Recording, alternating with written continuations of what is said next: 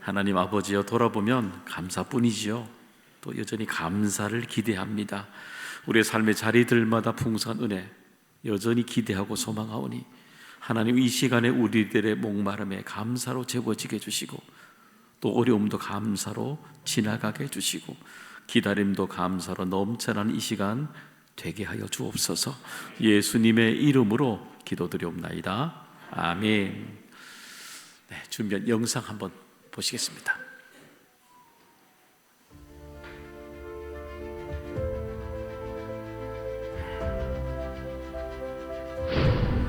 저희들 이제 내일부터 해피데이 말씀 축제를 또 하게 됩니다. 이번에 오시는 네 분의 강사분을 통해서도 함께 귀한 말씀이 전해질 텐데요. 풍성한 잔치가 이루어지는 하늘 잔치가 되기를 또 간절히 소망합니다. 이곳에 우리 모두 성도님들을 초대합니다. 안녕하세요. 저는 고영철 목사라고 합니다. 제가 21일 월요일 저녁에 우리 경신교회 가서 하나님 말씀 전하게 되었는데 저에게는 큰 영광이라고 생각합니다. 여러분들과 함께 저는 이 말씀을 좀 나누고 싶습니다. 우리는 언젠가 하나님 앞에 서는 날이 있을 것인데, 그 순간에 우리가 하나님 앞에 보여드릴 수 있는 예수의 흔적이 있어야 한다. 이 귀한 말씀을 함께 나누었으면 좋겠습니다. 사랑하는 경신교회 교회 여러분들, 안녕하십니까? 해피데이 말씀 축제에 초청받은 박효진 장로입니다. 우리의 만남 자체가 행복이 되기를 바랍니다. 모든 기쁨과 행복의 밑바닥에는 오직 하나, 오직 여호와를 깊이 아는 지식, 이것이 얼마나 중요한 것인가.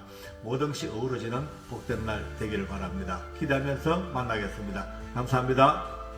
여러분 안녕하세요. 반갑습니다. 저는 뉴저지 하나님의 사랑 교회를 섬기는 정석진 목사입니다. 귀한 축제에 강사로 초대되어 너무나 영광스럽고, 여러분 가서 여러분들을 뵙도록 할게요. 여러분 사랑하며 축복합니다.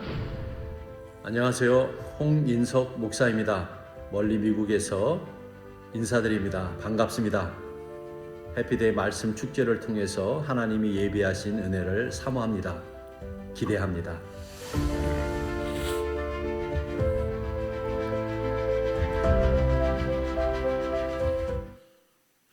네, 내일부터 시작이 되는 축제 가운데 우리 하나님께서 또 감사로 더 충만한 은혜 주시기를 또 소망합니다. 이스라엘이 광야에 40년 동안 머무는 동안에 하나님이 그들에게 전해주시는 메시지가 굉장히 반복이 되고 반복이 됩니다. 반복이 되는 메시지 가운데 가장 핵심적인 단어 중에 하나가 뭐냐면은 우상 숭배를 하지 말라라는 그 말씀이 됩니다. 근데 그들이 이 가나안에 들어가자마자 제일 먼저 하는 행동이 뭐냐면은, 그렇게 40년 동안 반복이 되었던 주신 말씀, 우상 숭배를 하지 말라는 그대로 하나님을 버리고 우상 숭배를 하게 됩니다. 왜 그렇게 그들이 하나님의 말씀을 뒤로 하고 우상을 숭배할까요? 40년 동안이나 반복이 되었지 않습니까? 여러분 어떠세요? 여러분, 우리들 종종 어릴 때 여러분 부모님들이 계속 반복하면서 하는 얘기 있지 않습니까? 잘 들었습니까? 의외로 우리 가장 중요한 것을 부모님들이 반복하고 반복해줘도 의외로 그것을 잘 듣지 않지 않습니까? 중요하게 생각하지 않은 겁니다. 그러니까 우리의 기억 속에 이 반복되는 그 말씀 이야기들을 중요하게 받아들이지 않는 거죠. 여러분, 이스라엘이 섬겼던 우상이죠. 대표적으로 우리 몰렉을 한번 모양을 볼까요? 몰렉을 보겠습니다. 이 모양이에요. 수소나 염소의 머리 같은 이런 큰 신상을 가지고 있습니다. 엄청난 큰 신상이죠. 저기 보게 되면 아이들을 이렇게 바치는 모양이 보일 겁니다. 저 우상에게 사람들이 제물을 바치다가 나중에는 자기들의 자녀를 이렇게 바칩니다.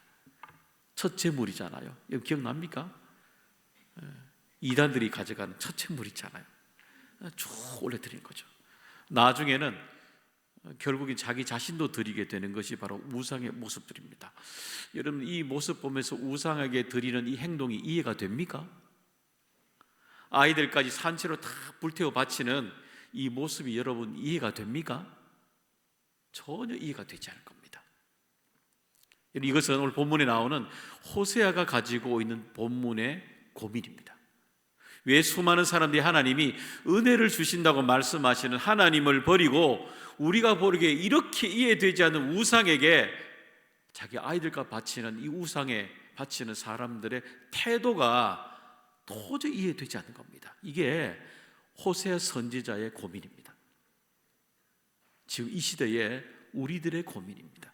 수많은 사람들이 여전히 이 시대 사람들이 우상을 섬기고 살아가고 있지 않습니까? 왜냐하면 이 시대에 여전히 몰렉과 같은 우상이 여전히 존재하고 있기 때문인 것입니다. 사람들이 이 우상에 빠지는 이유를 이렇게 썼어요. 호세아 4장 11절의 말씀 이렇게 됐습니다. 읽어봅니다. 음행과 묵은 포도주와 새 포도주가 마음을 빼앗느니라. 그렇죠. 이들이 우상에 빠진 이유는 음행과 묵은 포도주와 새 포도주의 마음을 빼앗겼다라고 말하고 있습니다. 아마 이 음행은 우리가 알고 있듯이 유혹이죠. 가장 인간 밑에 있는 벗어날 수 없는 쾌락이기도 하죠. 첫 번째는 빠질 때에 그것이 유혹이라고 생각하겠죠. 유혹에 빠지고 깊어지면 깊어질수록 나중에는 그 유혹 속에 빠진 사람들이 저 특징이 하나님이 계시지 않은 겁니다. 그럴 때 비로소 내가 유혹이라는 것이 결국 빠진 것들이 이게 우상이었구나라는 것을 비로소 알게 될 겁니다. 우상이란 그런 거예요. 우상은 처음에 시작할 때는 우상인 걸 몰라요.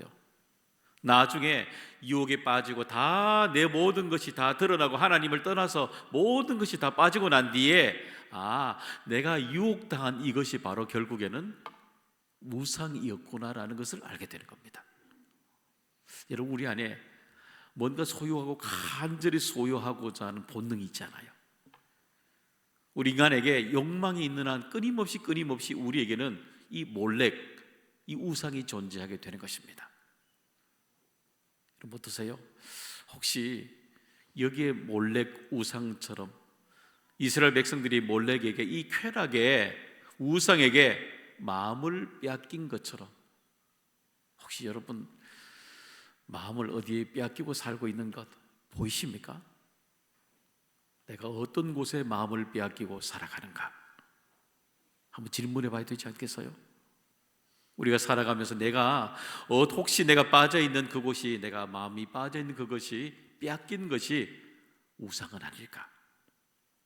혹시 그 우상 때문에 내가 계속해서 무너져가는 삶을 피폐해지는 마음속에 살아가고 있는 건 아닐까? 질문해 봐야 되는 것입니다. 그래서 이 시대에 가장 급한 것은 뭐냐면은 우상을 버리고 하나님께로 돌아오는 것입니다. 이 시대에 가장 급한 것은 우상을 버리고 우리 안에 하나님을 채우는 일인 것입니다. 힘써 여호와를 알자. 열심을 다해서 하나님의 은혜를 새롭게 경험하자는 말씀이 되는 것입니다. 그러면 우리가 잊고 있던 이 하나님, 어떤 하나님을 우리가 만나야 될까요? 그것은 찢으시지만 다시 낫게 하시는 그 하나님을 새롭게 만나야 되는 것입니다. 우리 1절의 말씀 한번 읽어보겠습니다. 오라 우리가 여호와께로 돌아가자.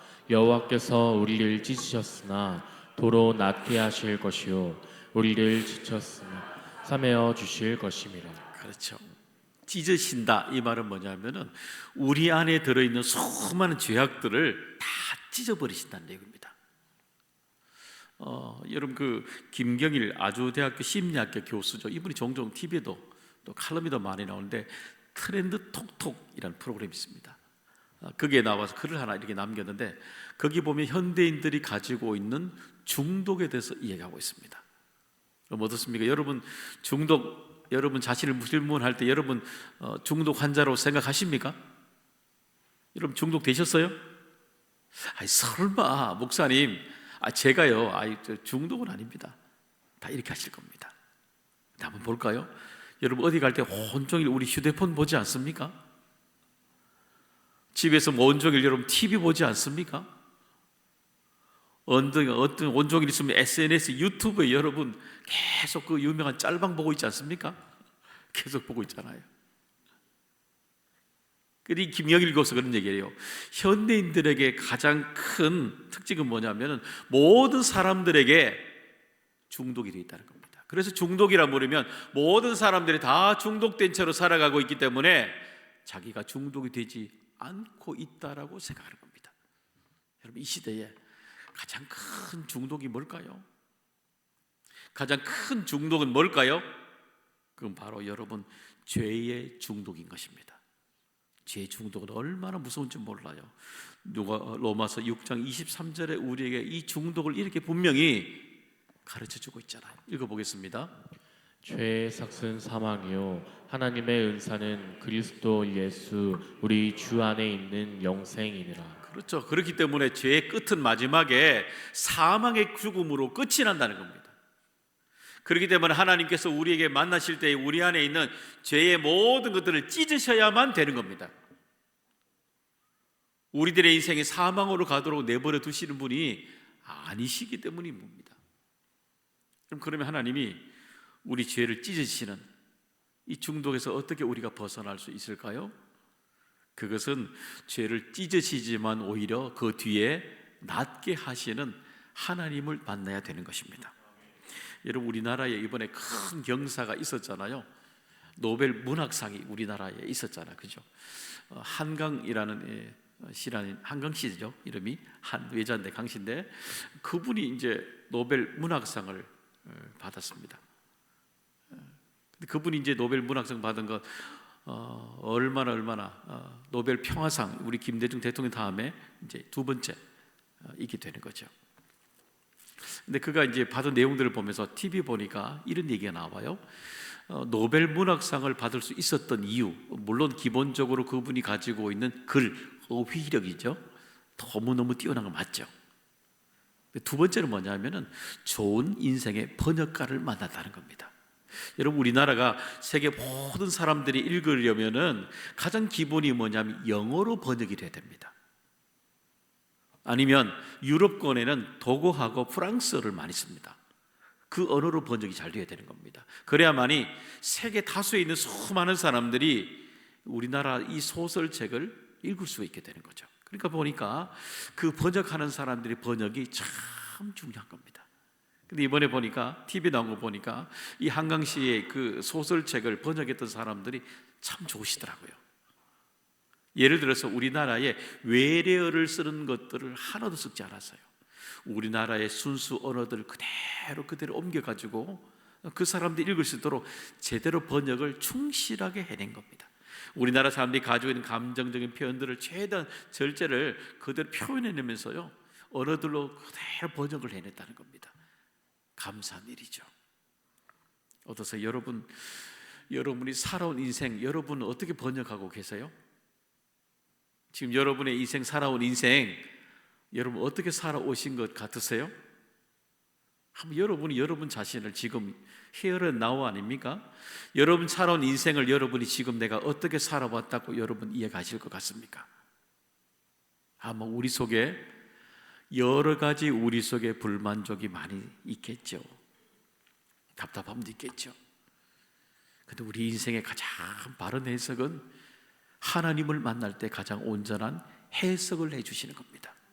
우리 안에 숨어져 있는 수많은 죄들을 찢으시고 우리 안에 인생을 다시 싸매어 주시는 하나님이 우리의 인생을 바라보시는 새로운 해석이 거기에 있기 때문인 것입니다. 여러분, 그렇기 때문에 하나님을 만날 때 우리의 인생에 가장 바른 인생의 복된 길을 걸어가게 되는 것입니다. 여러분 1절에 그러잖아요. 오라 우리가 여호와께로 돌아가자. 여호와께서 우리를 찢으셨으나 도로 낫게 하실 것이요 우리를 치셨으나 싸매어 주실 것이라. 우리 죄의 가장 밑바닥의 근본입니다. 죄를 넘어서 죄를 짓고 살아갈 수밖에 없는 우리의 태도를 고치십니다. 죄를 짓는 것뿐만 아니라 죄를 짓고 살아가는 인생에, 그렇게 살아가는 인생의 가장 밑바닥에 그 문제를 하나님이 치유하신다는 겁니다. 만지신다는 겁니다. 우리 인생의 가장 근본을 만지신다는 겁니다. 그렇기 때문에 우리 하나님께 나아간 하나님을 만난 인생의 스토리는 새로운 인생을 살아가는 인생의 이야기가 반복이 되는 것입니다. 그렇기 때문에 하나님은 여전히 우리를 찢으셨으나 싸매시고 치유하신 하나님의 은혜를 우리에게 주시는 겁니다. 여러분, 오늘도 우리가 이 하나님 앞에 특별히 감사절에 찢으셨으나 오히려 우리를 치유하시는 하나님의 은혜가 여러분 가운데 충만하게 채워주시기를 간절히 소망합니다. 두 번째는 새벽빛같이 항상 어김없이 우리들에게 찾아오시는 하나님을 만나야 되는 것입니다. 여러분, 우리 인생에 항상 찾아오는 것들이 있죠. 햇빛도 오고, 그죠? 밤낮도 오고, 그죠? 계절에 항상 찾아옵니다. 항상 찾아오기 때문에 종종 우리는 이것이 얼마나 중요한지를 잘 모릅니다. 그리고 항상 존재한다는 것도 종종 잊어버리고 살아가게 됩니다. 우리 3절의 말씀, 우리 하나님에 대해서도 종종 우리가 잊고 사는 것이 있습니다. 3절의 말씀 읽어보겠습니다. 그러므로 우리가 여호와를 알자, 힘써 여호와를 알자. 그의 나타나심은 새벽 빛같이 어김없나니 비와 같이 땅을 적시는 늦은 비와 같이 우리에게 임하시리라 하니라. 네, 그의 나타나심은 새벽빛같이 어김없나니입니다. 여러분, 새벽이 우리에게 올까요, 안 올까요? 들어오죠. 그래서 하나님은 늘 새벽같이 늘 오시는 하나님, 늘 우리에게 찾아오시는 하나님이라는 겁니다. 항상 우리와 늘 함께 하시는 하나님이시라는 사실입니다. 근데 종종 우리가 이 일을 잊고 살 때가 참 많잖아요. 여러분, 종종 우리가 시골에 내려가 보면은 종종 우리가 잊고 사는 것들이 많이 있습니다. 제가 교회 일도 그렇지만 다른 일로 한 번씩 시골에 내려갈 때가 있거든요. 그럼 거기 가보면 지난번 노웨일로 밤에 가봤더니 요즘에 시골에 가보니까 확 표현하는 게 뭐냐면은 시골에 불을 빨리 끕니다. 빨리. 여기는 8시, 9시 되면 식당 찾으면 어렵지 않습니다. 시골에 가면 8시 되면 다 문 닫고 잡니다. 불이 별로 없습니다. 요즘 가면요. 그럼 그뿐인가요? 시골에 가면 하늘을 이렇게 쳐다보면은 밤하늘에 얼마나 이 별이 잘 보이는 줄 모릅니다. 공기도 얼마나 맑고요. 그 별이 얼마나 많습니까? 그러면 그 별은 그럼 여기 없습니까? 왜 거기만 보일까요? 하늘을 이렇게 쳐다보면요, 하늘 위에 그 별을 가리고 있는 먹구름들이 쭉 우리 속에 많이 있기 때문에 그렇습니다. 하나님도 그래요. 하나님이 늘 우리와 함께 계시죠. 그런데 우리가 종종 그 하나님이 왜 계시지 않을까라고 생각하는 이유는 우리가 바라봤을 때 하나님 앞을 가리고 있는, 우리와 하나님 앞을 가리고 있는 수많은 영적인 이 먹구름이 있기 때문입니다. 의심이 있죠. 불안이 있죠. 우리 안에 두려움도 있지요. 또 하나님이 내게 있는 수많은 내 생각과 너무 다르다고 생각이 될 때, 수많은 내가 생각하지 못한 엄청난 고난이 내게 밀려올 때, 우린 종종 하늘을 바라봤을 때에 하나님이 계시지 않는다라고 우리는 생각하고 살아가게 되는 것입니다. 그래서 우리 종종 우리 영적 고민을 하게 되잖아요. 여러분, 아마 최근에 여러분도 아마 인생에 이런 질문이 던졌을 때 답을 얻지 못할 때에 아마 고민하지 않겠어요? 하나님이 나와 함께 계실까? 고민하게 되잖아요. 한 사람도 예외 없이 우리 인생의 먹구름은 늘 찾아오게 되는 것입니다. 그러면 어떻게 하면 함께 하시는, 우리에게 찾아오신 하나님을 내가 만나게 될까요? 그것은 새벽빛까지 항상 함께 계시는, 우리에게 내게 찾아오신 하나님을 오신다는 것을 확신하는 것입니다. 여러분, 우리 버스 정류장에 가보셔요. 가보시면은 버스를 타고 가보게 되면은 버스를 탈 때도 있지만 놓칠 때도 있잖아요. 그러면 놓친 버스를 타는 방법이 뭘까요? 기다리면 옵니다. 잠시 늦게 갈 뿐이죠. 여러분, 우리 인생 버스는 어떨까요? 여러분, 인생 버스는 여러분 딱 맞게 탈 수 있을까요? 그렇지 않잖아요.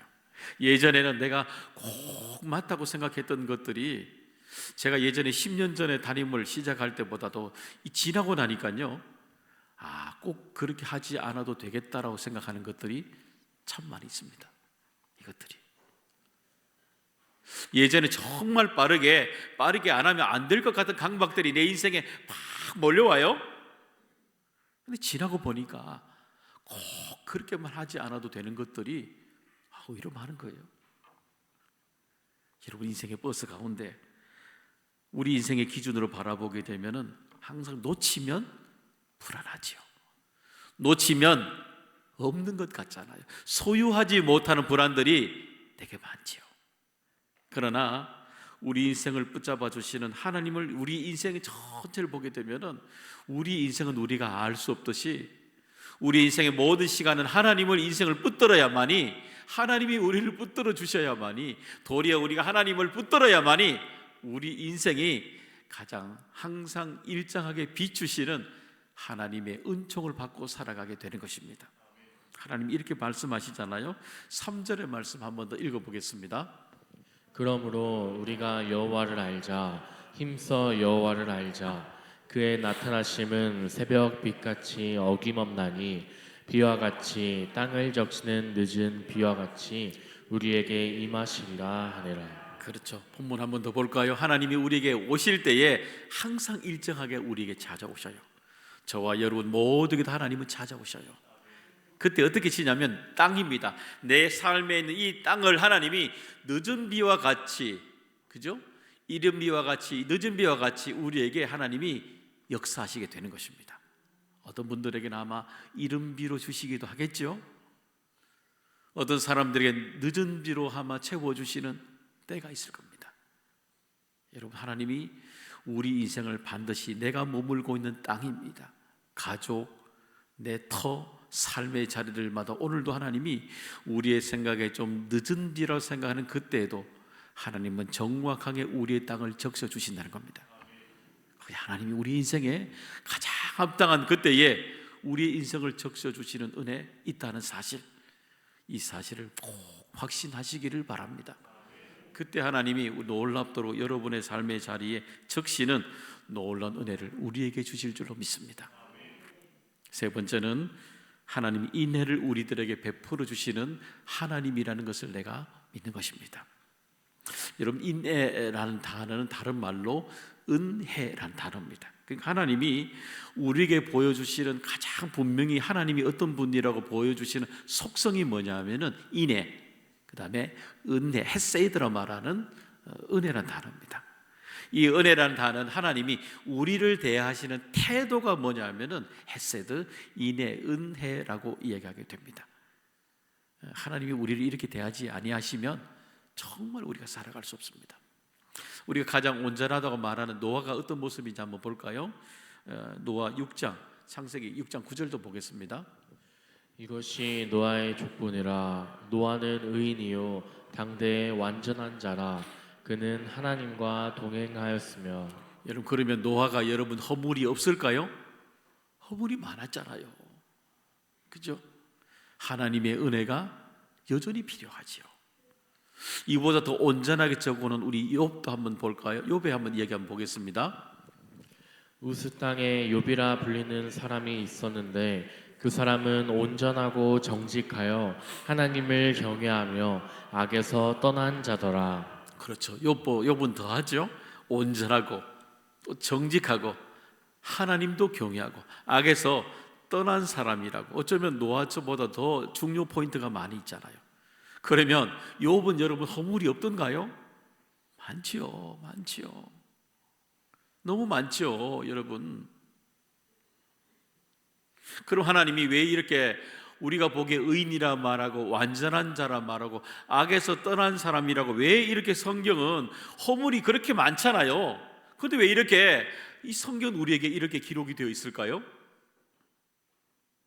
우리 사람들이 볼 때는 의인이고 악에서 떠난 사람으로 보일지라도 하나님이 보시기에는 참 연약한 사람이라는 것입니다. 하나님의 은혜가 아니고는 살아갈 수 없는 존재라고 말씀하고 있는 것입니다. 문제는 사람들이 그 부족함, 이 불안함을 바로 우상에게 다 찾아간다는 겁니다. 그럼 우상은 그 우리 가지고 있는 이 연약함, 이 불안함을 다 해결해 줄까요? 아니죠. 정반대죠. 오히려 우상은 우리가 가지고 있는 이 은혜가 필요한 부분들을 다 파괴버리죠. 여러분, 사사기에 나오는 400년 동안에 하나님께 은혜를 구해야 될 백성들이 400년 동안 끊임없이 우상을 찾아가잖아요. 그때마다 다 무너지게 됐잖아요. 그런데도 반복하거든요. 얼마나 어리석어요. 지금도 수많은 사람들이 우상에게 여전히 반복하고 우상을 찾아가 살아갑니다. 그러면 하나님 주신 이 은혜를 우리가 어떻게 경험해야 될까요? 그것은 하나님이 주시는 가장 완벽한 은혜죠. 부활을 새롭게 경험해야 되는 것입니다. 여러분, 요한복음 4장에 보게 되면 우리가 알고 있는 사마리아 성 주변에 있는 사마리아 지방의 한 성이죠. 수가성에 우리가 알고 있는 한 여인을 예수님이 찾아갑니다. 그곳으로. 그때 그 여인을 만났을 때 그 여인은 사람들을 피해 다니는 아마 우울증에 많은 여인일 겁니다. 사람을 피해 다니죠. 오랜 다른 사람과 대화를 단절된 상태로 살아가게 되죠. 그의 인생의 삶의 자리를 보면 실패로 더듬었던 삶이죠. 이것이 우리가 알 수 없지만 남편이 5명이라는 걸 바라보게 되면 계속 반복된 인생을 언제부터인가 계속해서 오랜 동안 반복으로 살아왔다는 것을 알 수가 있죠. 또 그렇게 살아온 것입니다.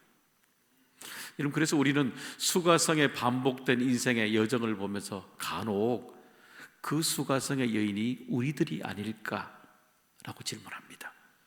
끊임없이 실패로 반복된 인생, 반복하고 살아오면서 실패한 인생을 계속해서 오랜 동안 살아온 사람, 우리들의 모습이 거기 있잖아요. 사람들과 대화하지 않고 내 인생을 돌아볼 때마다 실패로 반복하고 살아가고 있는 여인의 모습, 어쩌면 우리들의 모습이죠. 어떻습니까? 여러분, 혹시 이 여인처럼 인생의 이런 모습으로 반복한 채로 살아가고 있지는 않으십니까? 그때 주님이 그 여인에게 이렇게 말씀을 새롭게 주십니다. 오늘 우리에게 주시는 말씀입니다. 요한복음 4장 13절 14절의 말씀 읽어보겠습니다. 예수께서 대답하여 이르시되 이 물을 마시는 자마다 다시 목마르려니와 내가 주는 물을 마시는 자는 영원히 목마르지 아니하리니 내가 주는 물은 그 속에서 영생하도록 솟아나는 샘물이 되리라. 그렇죠. 이전에 살아봤던 불안, 그 두려움이 마음속에서 계속 솟아나는 물을 마시고 살았잖아요. 불안의 물을 마시고 살아왔기 때문에 그 인생은 불안할 수밖에 없는 거죠. 그 내면 깊이 나오는 그 두려움의 물을 계속 마시고 살아가기 때문에 두려움의 인생을 반복하고 살아올 수밖에 없었던 거죠. 여러분, 그렇잖아요. 근데 주님이 그 마음에, 우리 주님이 주시는 그 말씀을 먹을 때에, 그 말씀의 마음을 먹을 때에 그 마음에 다르죠. 영생입니다. 생명의 물이 그 마음으로부터 뒤집어서 올라온다는 겁니다. 이전과 다른 새로운 시간을 시작한다는 겁니다. 이전과 살아오던 인생이 아니라 이제부터 살아가는 인생은 부활하는 새로운 인생으로 새롭게 시작한다는 겁니다. 이전과 다른 인생을 살아가게 하신다는 겁니다. 그것이 하나님이 우리에게 주신 은혜라고 말씀하는 것입니다. 사랑하는 여러분, 오늘도 하나님이 우리에게 그런 은혜를 우리 마음에 부어주십니다. 충만한 은혜입니다. 하나님의 이 말씀을 받을 때 부어주시는 충만한 은혜, 우리의 삶을 이전과 이후를 다르게 바꾸시는, 새 생명이 솟아나게 하시는 부활의 은총을 우리에게 주시는 것입니다. 사랑하는 여러분, 힘써 여호와를 알자. 여러분, 잠시 5일 동안에 여러분의 바쁜 시간을 멈추고 성전으로 올라오시길 바랍니다. 그래서 하나님이 매일마다 우리에게 부어주시는 놀라운 은혜, 이거보다 급한 은혜가 없죠. 그래서 이번 5일이 우리에게 풍성한 은혜가 넘쳐나는 복된 여정이 되기를 주님의 이름으로 축복합니다. 하나님 아버지, 귀하고 복된 은혜 주셔서 감사합니다. 하나님, 저희들 기다리고 기다립니다. 이 5일이 우리에게는 삶이 놀랍도록 변화되는 은혜가 밀려오게 하여 주옵소서. 예수님의 이름으로 축복하며 기도드리옵나이다. 아멘.